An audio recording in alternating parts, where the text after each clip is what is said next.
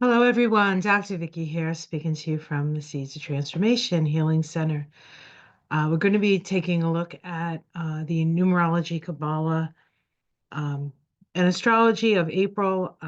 As far as the astrology, I'm going to go do the first 11, 12 days. Um, so the first sort of 2 weeks, not quite 2 weeks. So we'll take a look at that. So before I get started, I want to welcome my new subscribers.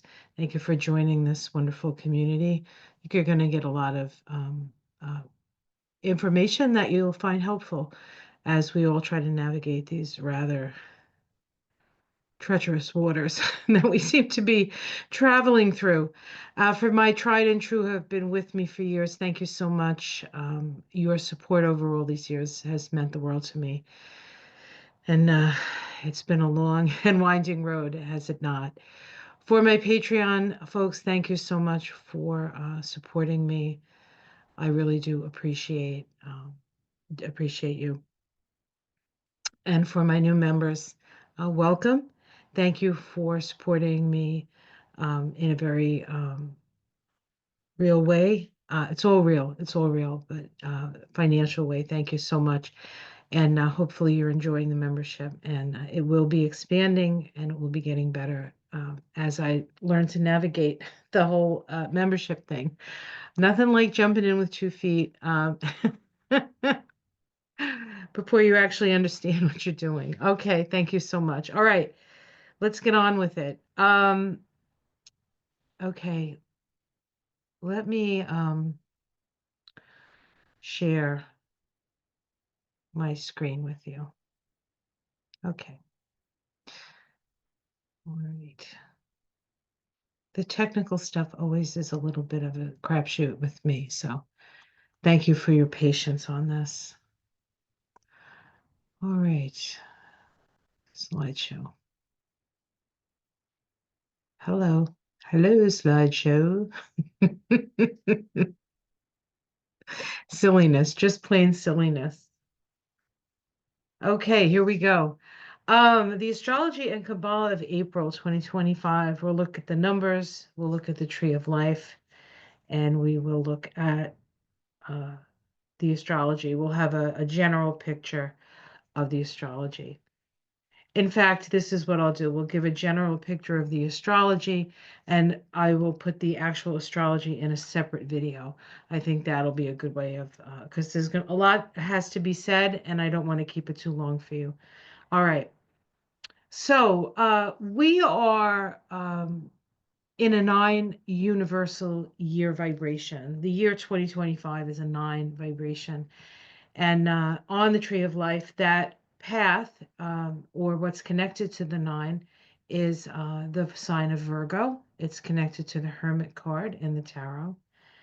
And so we can see that the Hermit holds his lantern, his light, and he holds it out into the darkness, right? And he shines his light in the darkness. This is our opportunity, the year 2025, to be that light in the darkness.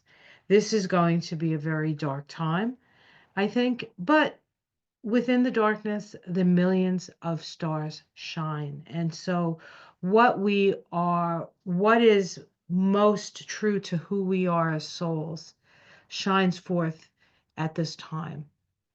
The universal year vibration of the 9 absorbs answers from a spiritual source, then delivers them to us in the real world. So we are all sort of, and in order to do that, we must be connected. We must be connected. Um, it is called in Kabbalah the 20th path, and it is the intelligence of will, the knowledge that you create your world with your own hand. Okay, the Hebrew letter associated with this path is a yod. The yod looks like a little comma, like a little flame. It is the constituent part of all other letters in the Hebrew alphabet. The Hebrew alphabet is considered a flame language. Just as Sanskrit is. If you've seen Sanskrit, it looks like, undulating fire. Considered to be direct source from spirit, actually. But that yod is symbolic of this path, the path of will.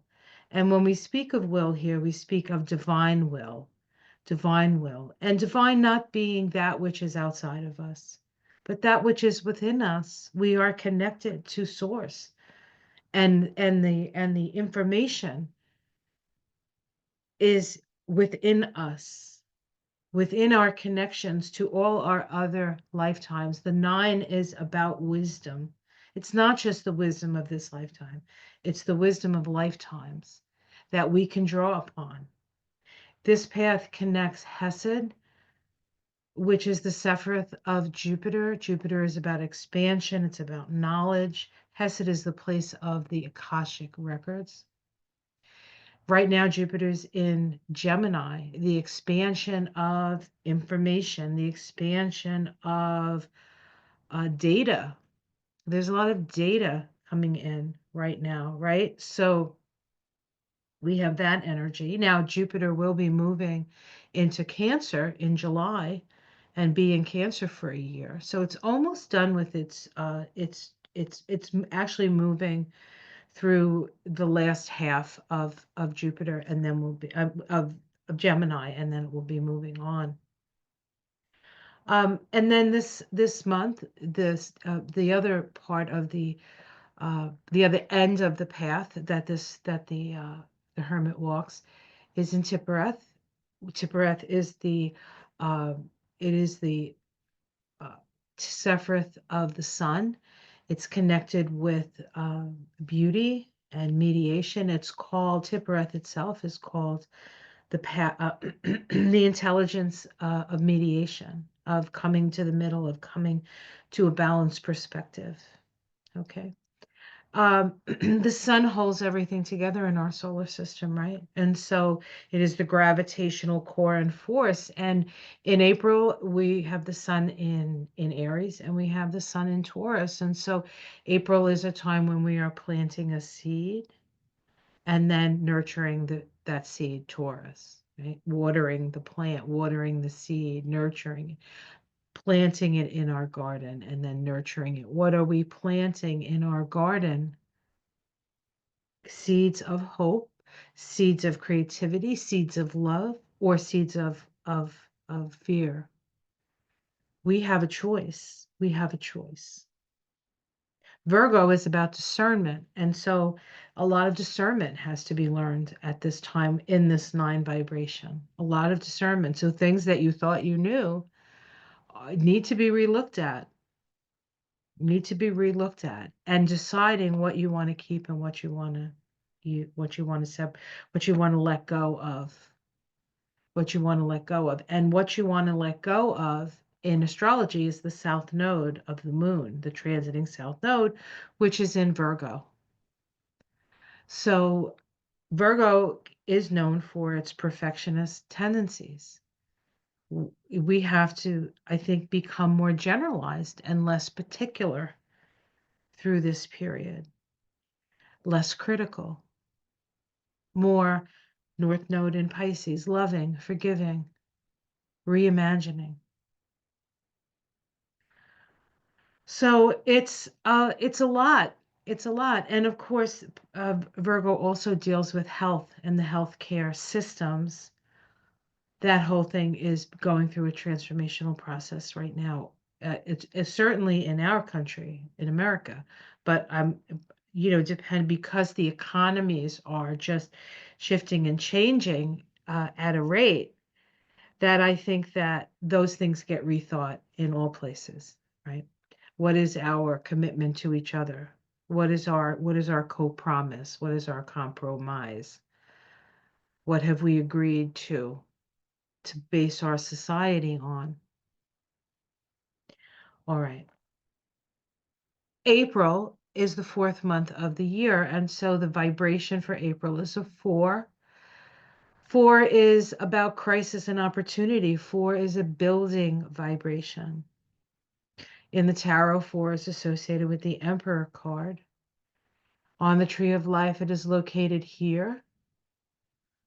This is the path of the emperor. It's connected to Aries. And you can see Taurus, Aries, Aries, Taurus, the energy. Of course, this Taurus is Uranus in Taurus. So this is shaking things up, like really seismic shaking. Seismic shaking. I'm doing this on the new moon in Aries, so right at the end of March, right? We just had a 7.7 earthquake in Thailand and Myanmar. A big one. Buildings just collapsing down. So it's really it's a serious occurrence, worldwide occurrence. But these are the kinds of things we will likely continue to see in April. So the fourth path, I mean the number four, the path of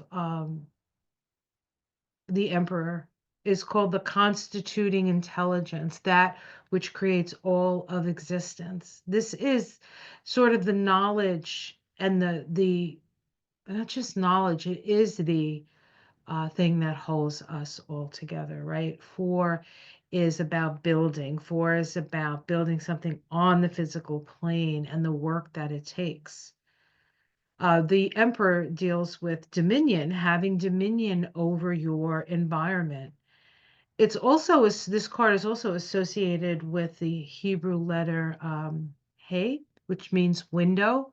So this is the window, right? That you get to, how do you want to demarcate what you're seeing? What frame do you want to put around it? And when you're in a four, the most important thing is your attitude, because your attitude frames your reality. It's very powerful this month, and always powerful, but especially powerful this month with all the energy in Aries, right? This is Aries and Taurus. This is it. We are planting our seeds of a new consciousness, and we're nurturing those seeds at this time. And we'll see it happening in the outer world. We'll see it happening in our lives. This path mediates between Chokmah, the eternal Father, wisdom, and Tiphereth, spiritual beauty and light manifested on earth. Beauty, the sun. Chokmah is the Father. Tiphereth is the Son. This is the path that unites the Father and the Son. And what are we seeing? We're seeing leaders that are so vitally wounded that they have closed their hearts off to children, to people who are just trying to make their way, to those who have the least, to those who are really the weakest. They hate their weakness so much that they hurt children. That is not a future that I care to participate in. And most people do not want that future. And so that future is getting dismantled.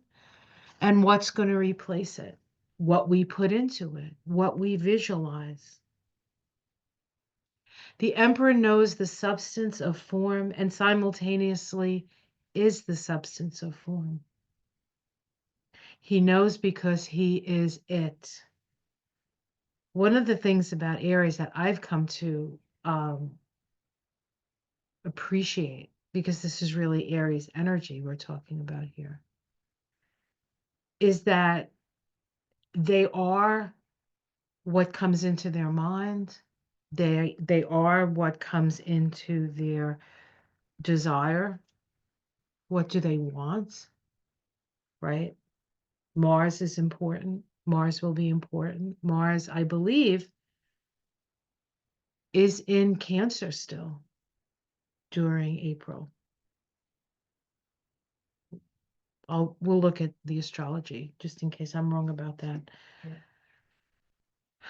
I'm trying to keep this all in my head. Most of this stuff is unscripted. These are just little notes. So whatever comes out of my mouth is kind of in the flow of it, right? Once you have the vision Once you have constituted your frame, you also have the voice. You speak your truth through your vision. What do you see? What do you say? What do you do? What do you love? That is bringing in the light, holding the Merkaba in the Hermit card, sorry, in the Rider Waite deck, which is usually the deck most people start with. He holds up his lantern, and in his lantern is a six-pointed star, aglow. The six-pointed star is connected, is the Merkaba. It is the Star of David. It's located and is symbolic of the heart chakra, which of course is connected by this path. And in here, I don't know if you could, oops, sorry. I don't, that is actually, I don't know if you can see it, a six-pointed star, which is the light of our hearts.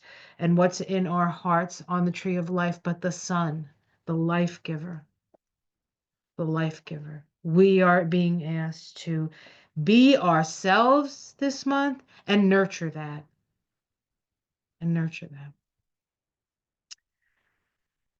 The mystery, the vision, and the voice are one. The creative world calls all into being, and yet the world is not the thing. Existence is but a veil of concealment, concealing the structural pattern of the one life. We are all one. And yet we get an opportunity to have a window and create our reality. How do you want your life framed? How do you want your world framed? What do you want to see? What kind of world do you want to see? And there are other people who want to see very similar worlds.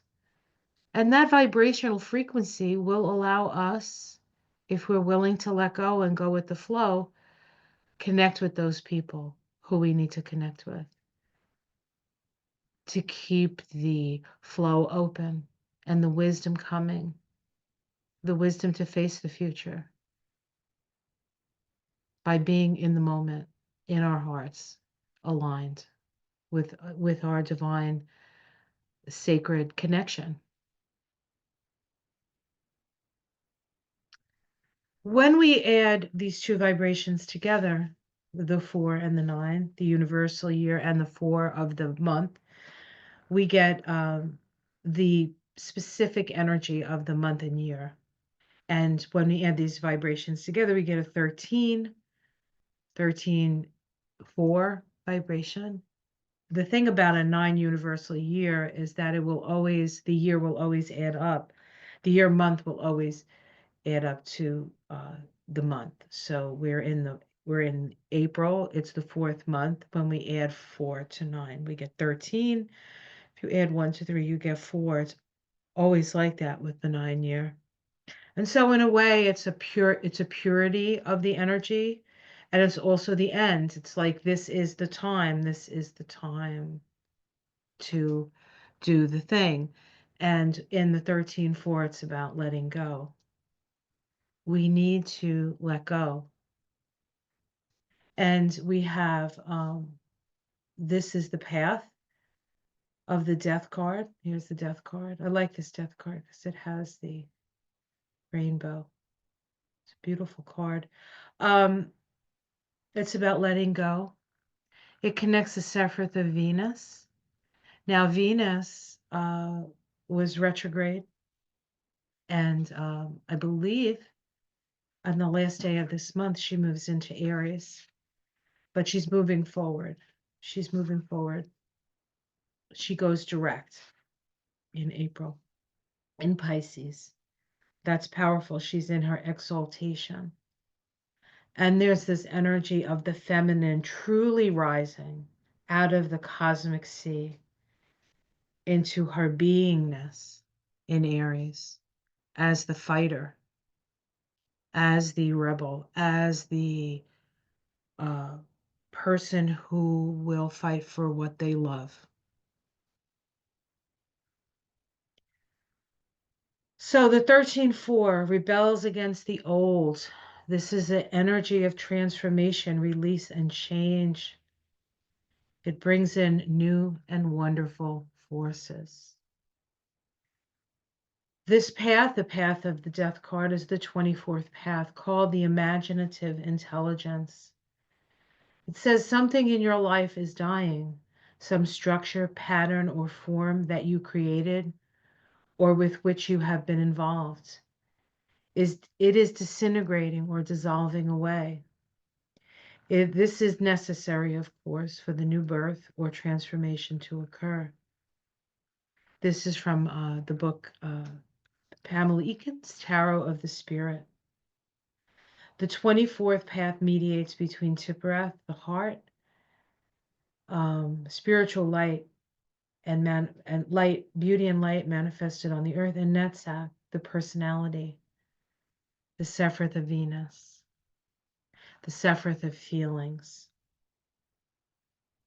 We need to have the desire to aspire to our own higher self, to our own hearts, and let go of any kind of clinging onto things that no longer serve us. We may not realize they no longer serve us. So we need to let go whether we think it's a good idea or not, because it's going to allow us to come into our center. It's going to allow us to be in the center of ourself, which is the most powerful chakra that human beings have, the heart.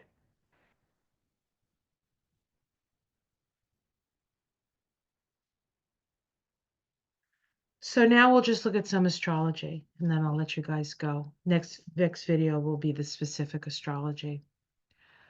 So of course, April 2025 is a 13-4 vibration, which is death, transformation, change, letting go, letting go, letting go. On April 3rd, 2025, which vibrates to the tower, it's significant because we have two pretty, I want to say explosive energies coming in, but it's not explosive in destructive way, but more of an opening way. It's like the doors get blown open and finally the light comes in. Okay? That's the energy of the third. It's the illumination, right? The of the tower to open our minds. Sun sextile Uranus. Saturn, excuse me, Saturn sextile Uranus. This Saturn sextile Uranus is part of I think a 45-year cycle. Believe it's 45 years. It takes about 45 years for the Saturn and Uranus to go from conjunction to conjunction. It's called a synodic cycle. This synodic cycle that we are in began in 1988. That's the year before AOC was born, by the way, to put it in context for us oldsters. Occurred in 1988, and it occurred at the last 3 degrees of Sagittarius. Sagittarius is an energy of truth, but it's also an energy of belief. And so we had these conjunctions of Saturn, which is about structure, and Uranus, which is about blowing apart the structure. So there is an enlightenment around the blowing apart of what we believed to be true. And it's at this sextile energy where it becomes evident in a way through our own experience and our own knowledge. And it's sort of an opening up into a more progressive and humanitarian way of thinking. So this is an opening for that. At the same time, right, and that's a really long cycle. At the same time, we have Mars sextile Uranus. Now, Mars-Uranus cycles are 2-year cycles. All cycles with Mars are 2-year cycles. And so we're at the same place. We're at the same energy of opening up a window or a vision based on our experience on how to make the world more equal, more egalitarian. Okay. And then Mars and Uranus. Mars at this point is in Cancer with Uranus in Taurus. We want stability. We don't want the instability anymore. We're opening up a vision for how we can bring that stability into the for the future.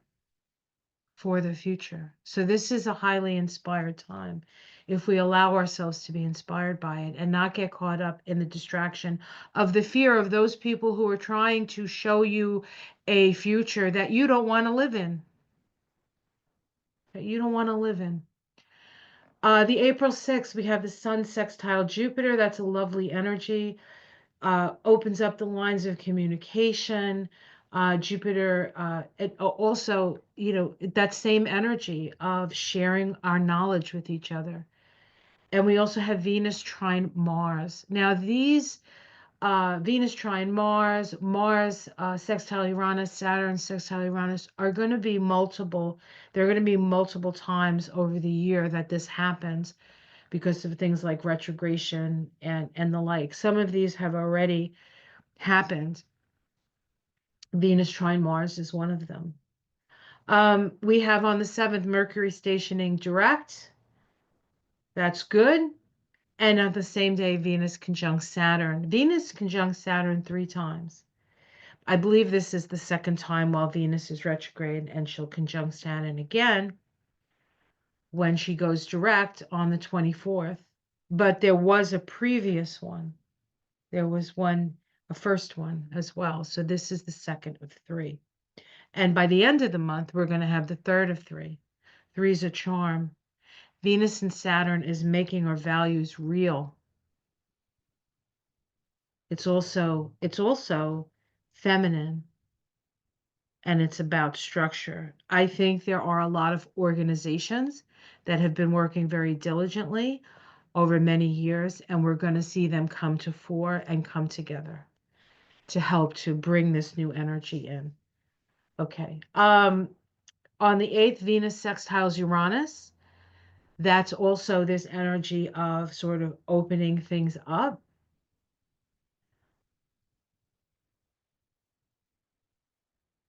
And progressive change. This is a year-long cycle.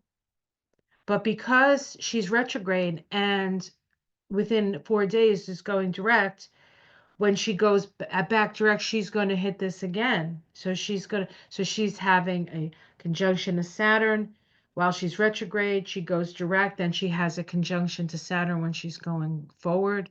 The same things happens with this sextile to Uranus. And of course, Saturn and Uranus are in the sextile to each other all year, pretty much. It's exact 3 times. So they're not always in orb, but the energy is there. And this is about making the changes to move us into a more progressive place. That's why when we see Bernie and AOC going to these red states or to place or red areas in certain states, we see all these people coming out. They want the answer. The future is a progressive one. And so that's the direction we need. We need to know how to, and all this progressivism really just says, look, let's get together as a community. Let's help each other. Let's stand up for our rights. Let's fight for what counts. Let's have them stop separating us. It's always been about the haves and the have-nots. It's always been about the haves and the have-nots, and not about race. They use that to separate us, but that's not really what it is. And we can see the rich people, all the rich people making all the decisions. And the people are like, what the F is going on here? On the 12th, we have a full moon in Libra. Full moons are always points of awareness. Libra is about fairness. We also have Venus stationed direct on that day. Libra is a Venus ruled sign. So there's like a exclamation point. She turns direct in Pisces. That's powerful. Now she's moving forward in a sign that she's exalted in. It's like a giant tidal wave. And it might actually be a tidal wave of some sort. On the 16th, Mercury ingresses back into Aries. So Mercury is now at that world point. Mercury, the voice. from a retrograde place, moving direct, what what communications have you had? Inspirations, communications. Its conjunction in the Mercury in the heart of the sun was in Aries, then it went back into Pisces and had to, you know, eh, dissolve. Things had to dissolve. Things had to create. And so it's in a powerful place now moving forward in Aries. The next day it makes a conjunction to Neptune. I'll just be a minute. Okay. It makes a conjunction to Neptune, which just moved into Aries. Last time it was at this degree of Aries was what, 1861. So this is new. This is new. We don't have to, we don't have to have a civil war. We can have a civil peace if we put our mind to it. Um, on the 18th, Mars re-enters Leo, still in its shadow of its retrograde, but at least moving forward and now in a fire sign, which it prefers to be than in Cancer. On the 19th, the Sun ingresses into Taurus, right? That's the seed that's planted into the earth. On the same day, Mars trines Neptune.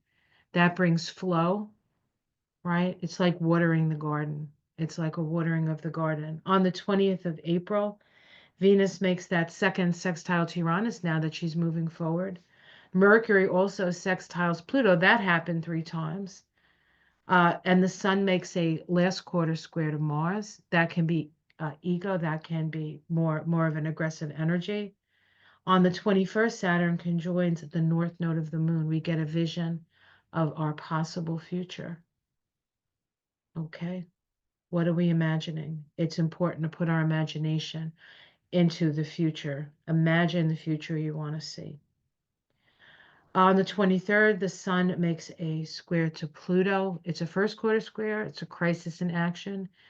People feel that they need to take an action, maybe to break out of somebody controlling them. On the 24th, Venus conjoins Saturn again. On the 26th, Mars makes an opposition to Pluto. I spelled it wrong. Why is that important? Well, this is the last of 3. We've had oppositions of Mars and Pluto since before the election. And then we have on the 27th, the new moon in Taurus. And on the 30th, Venus ingresses back into Aries. She's fully in her goddess, warrior goddess armor to take on, to protect, to serve, and to take the actions necessary to create the world we want to see. It's a powerful month. All right, guys, I hope you enjoyed this little, I think it went on longer than I expected it to. Um, but hopefully you found it helpful. Take care, everyone. Have a wonderful April. I'll be here along the way. Stay tuned. And again, if you'd like to become a member, you get some special perks. All right, take care, everyone. Namaste.